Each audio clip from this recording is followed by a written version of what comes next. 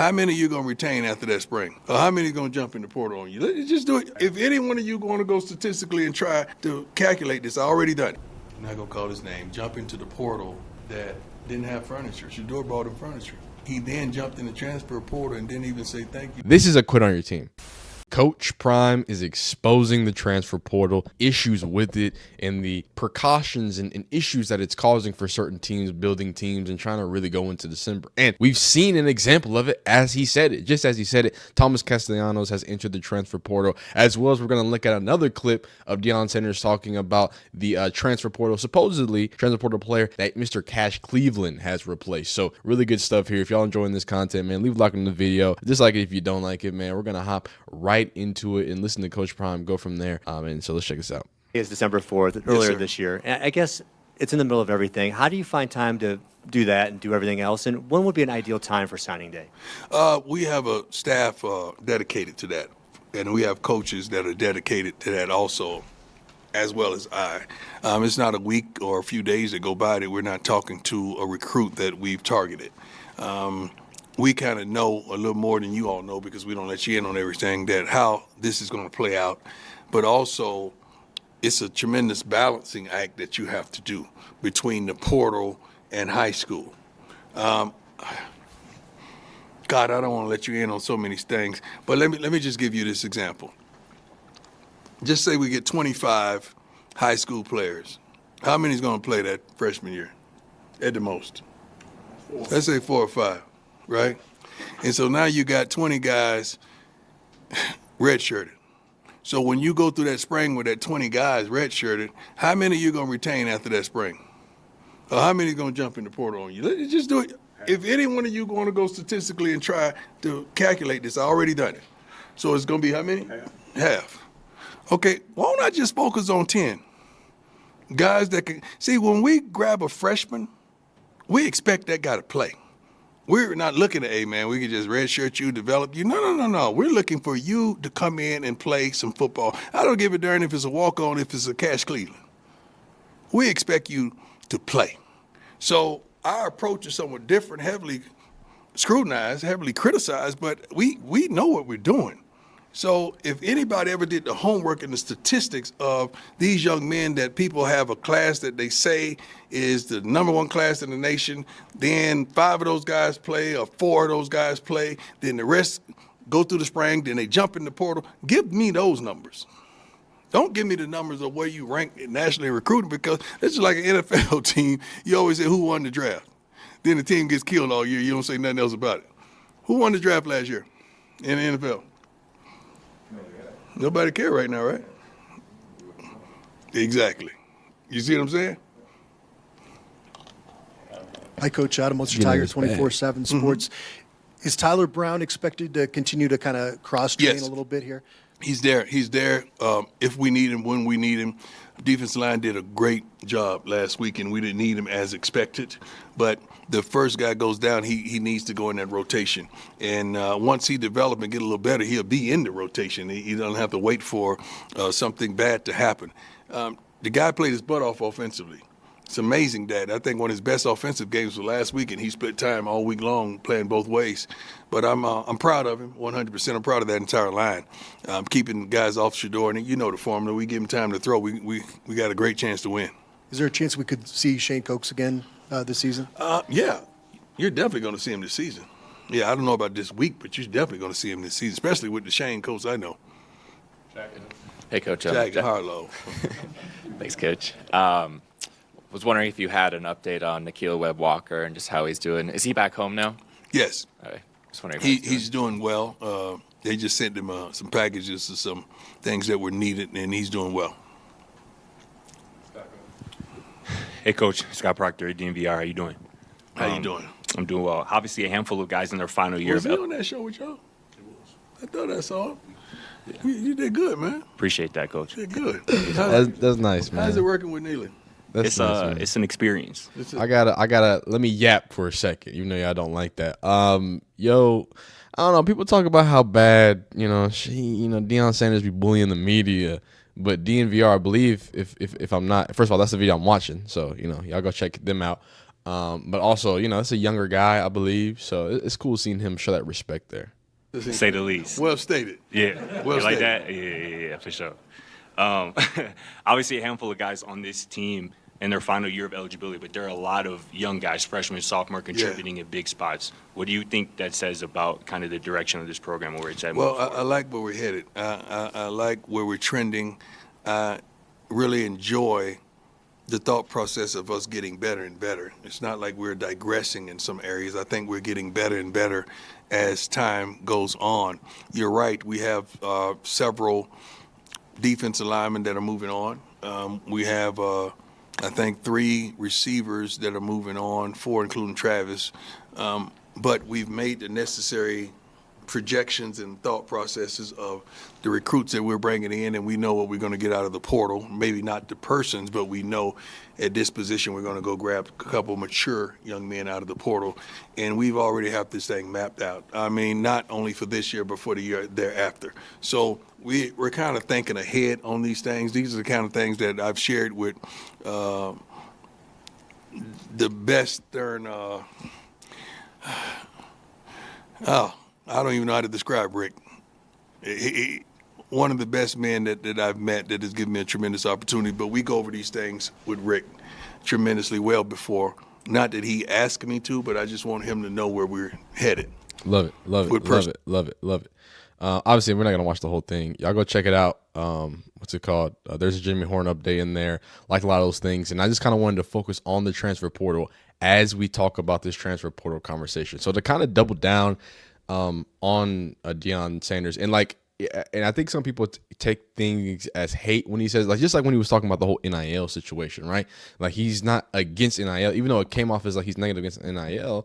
He's just against collectives. He's just like Nick Saban, and I agree there, right? You want to pay these guys, but having the collectives, just at that point, we're all the not Green Bay Packers. Is it the Packers who has like a publicly traded or something? I don't know. You know what I'm saying? We're just putting money in a pot at that point, and these guys aren't getting deals, which they should allow to be regardless. They should allow to get deals and, profit off their name, image, and likeness. But, at the end of the day, there is a lot of good that's happening, but I think there's just a lot of things that cross the lines. The same thing with the transfer portal. There's a lot of good that happens where players can get a new spot. They can get a new way. Like, there's so many things that I love about the transfer portal because it allows a lot more competition in football, right? Because when you're thinking about the type of players that can move on, the type of addition players can add, the type of depth theoretically players can have, it's something that's going to be, if used correctly, is going to be an elite tool for any great team. But then you're seeing the plenty of negatives of it. Now,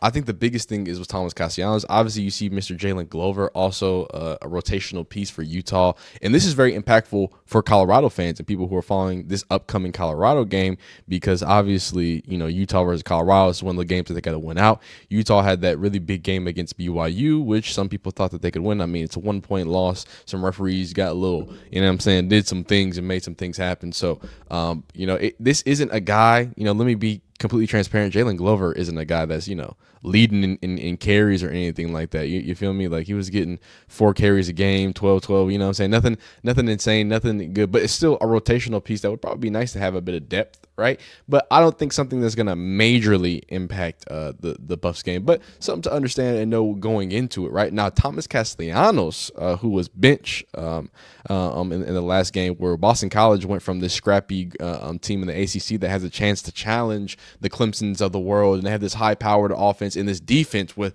amazing ability to use and great scheme XYZ, and they just run into some teams that can play the football too. So they've had that issue. Thomas Castellanos has had an issue.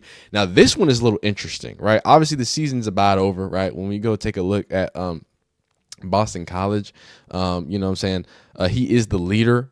He is the guy. Obviously, he got benched for poor play, and he kind of just stepped away from the team. And then following that, he completely went into the transfer portal. So it's interesting to see. It's weird because I know we talked about the the Matt Sluka situation, right? The Matt Sluka situation is not a quit on your team. This is a quit on your team. Like, I don't know any other way to say that than you get benched, then immediately step away. Here it is, the 12th hey, I'm just gonna step away from the team after getting benched, and then I'm out of here. I'm gonna transfer.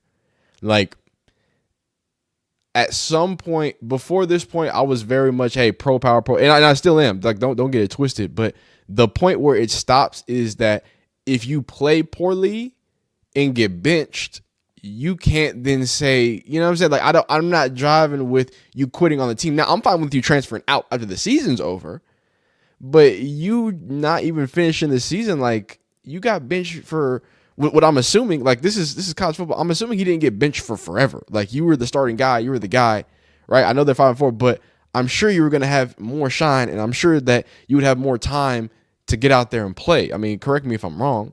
Is Mr. Castellanos? I thought I had his stuff. Hold up. Is Mr. Castellanos? Is he he's a junior? He's a junior. So even if you know what I'm saying, whatever, and I mean he's already cooked this year for his eligibility.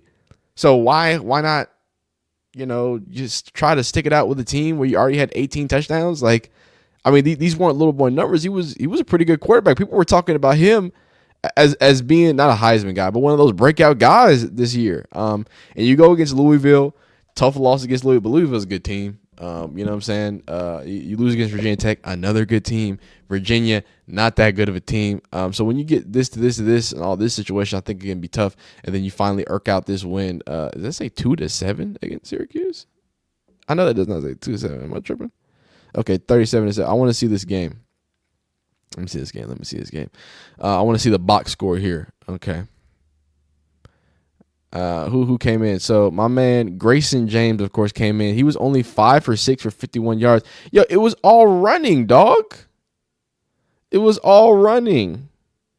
Maybe that's why he's upset. Maybe that's why he's upset, because they've gone to such a run-heavy offense. But I mean, hey, 99.7 QBR, 5 for 6, 51 yards, 8.5 average. It's not bad. Maybe he got benched before this, but still, like, I mean, you can clearly see that there's a way and option, and he's too much of an electric athlete to do that. So just going back onto what Coach Prime is saying, like these are those examples of the issues that teams have to deal with. Like he spoke it into existence, and then you can kind of see it happening there. And now another little itty bitty piece here. We're gonna just finish off. Actually, let me just make sure. Boston College quarterback Thomas Castellanos is expected to enter the transfer portal. Has learned the former UCF transfer emerged as one of the most exciting quarterbacks in the ACC the last 2 seasons. Boston College Bill O'Brien announced a change at starting quarterback on Tuesday, announcing Grayson James will be the new starter over Castellanos. Tommy has done a great job for us, O'Brien said. He's an awesome competitor. We have a lot of respect for Tommy, obviously. He wasn't really thrilled with that, so he's taking a couple days away from the team, so he'll get back to you on that one. But Grayson James will be the starter. O'Brien announced Wednesday that his son's Zoom call that Castellanos had not rejoined the team and will not be traveling with Boston College to SMU.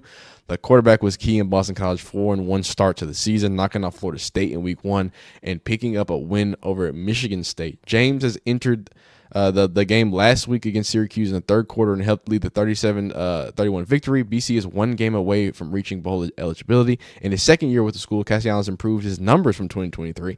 In 8 games this year, Castellanos had 1366, 18 touchdowns, 5 interceptions, 61% completion, 200 rushing yards. Castellanos decided to stay at BC after Jeff Hafley left the school and accepted the Green Bay Packers defensive coordinator job. He helped the Eagles win Fenway Bowl last season, throwing 22-48 and finishing with 28 total touchdowns.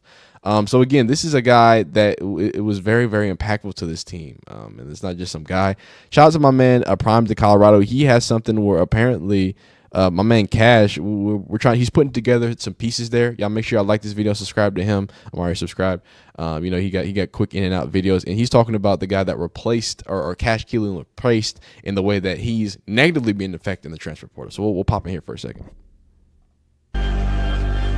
When you first saw a window of opportunity that, you know what, I could possibly play, because, we had a guy that shut it down, that tapped out, that quit, and now that bumps you up. So a lot of fans and everybody's looking at Yakari Walker as the person Coach Prime is talking about, because Cash Cleveland was able to get his opportunity when he was initially listed as 3rd on the depth chart at the center position, but was able to climb his way to being a backup. And the guy's position that he took was Yakari Walker. And as you heard what Coach Prime said, that, he got this opportunity because a guy decided to basically quit. He quit on the team, didn't want to split time, probably wanted to be that guy. But at the end of the day, he was beat out by another player. And he decided that it was best for him not to be with the Colorado Buffaloes. So, I mean, nothing can do it. I mean, stuff seen. But hey, Deion Sanders not only, I think, prepared for this, but knows about this and really is trying to show these teams and show the world and hopefully show these reporters that this is a constant revolving door, right? This is something where, and you can't be caught pampering these players, as much as we appreciate these players and I want player improvement. You got to be able to find a way to negate and get around those situations because there's no other way around it. But hey, man, that was it. Deion Sanders talking about a few things. We're gonna have what's it called, the Utah Colorado prediction.